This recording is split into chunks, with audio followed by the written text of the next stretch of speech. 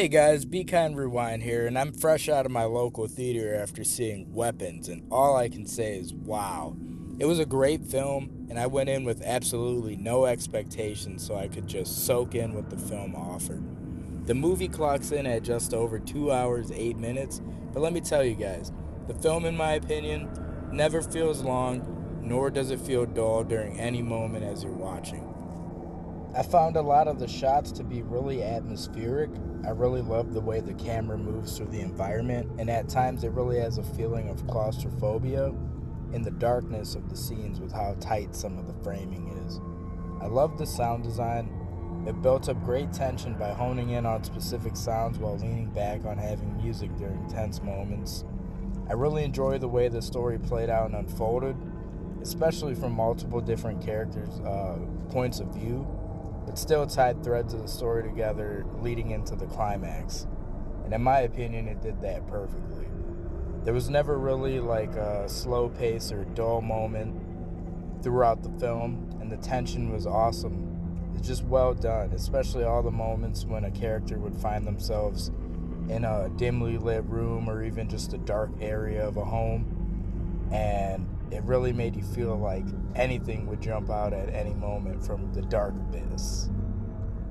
I really enjoyed the cast in the movie as well. A lot of the performances I found to be very good, especially Julia Garner, who plays Justine, a teacher whose class suddenly disappeared mysteriously one night.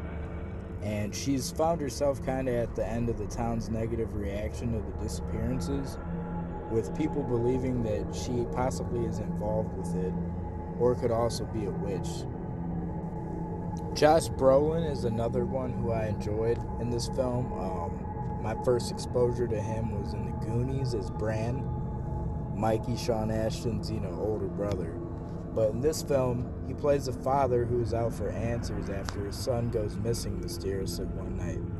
And he goes kind of crazy with his obsession of trying to find out what exactly happened. He's constantly reviewing the footage that he has access to that shows his son running out of the front door. But he learns the other kids in his son's class have also gone missing in mysterious fashion, and he just keeps digging deeper to unravel this bizarre mystery that's ahead of him. Josh Brolin, I enjoyed. I thought he was a really caring father. Also added a nice bit of like rough around the edges with his character because he just wanted to do anything possible to find out where his son is. Uh, One last standout I wanted to say about the actors was Amy Madigan, who plays Alex's aunt, Gladys.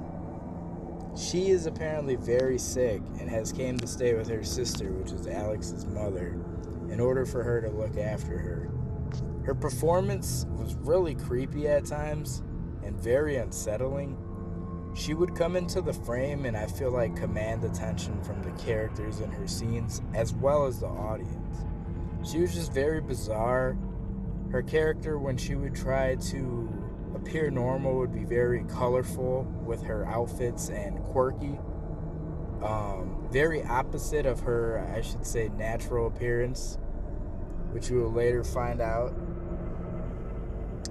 It really, added to the ugliness when her witch-like appearance is shown. When she's shown in her, what I would say is her witch state, her skin is very sickly and lacks a lot of color and tone. Her hair's kind of stringly, as if it was falling right out of her scalp, and her personality appears more desperate as she craves more items from strangers to help, I guess I should say, heal her, in quotes. But the movie was so good, I just don't want to spoil too much of it. I will say this, though. The ending was a little tension-breaking, similar to Barbarian, which Cregger also wrote and directed. So it took me out a bit when the children started chasing the witch around the neighborhood in broad daylight. I would have preferred them to tear her apart within the creepiness of the witch's coven, the home that she was residing in, just for a bit more horror added into the moment. But all in all, I give Zach Cregger's Weapons an 8 out of 10, and I'd strongly recommend it to anybody who's a fan of horror. Let me know what you guys think. I'm curious to see what's next in the horror realm for Zach Cregger, as I've enjoyed Weapons as well as Barbarian. Well, guys, as always, be kind and rewind.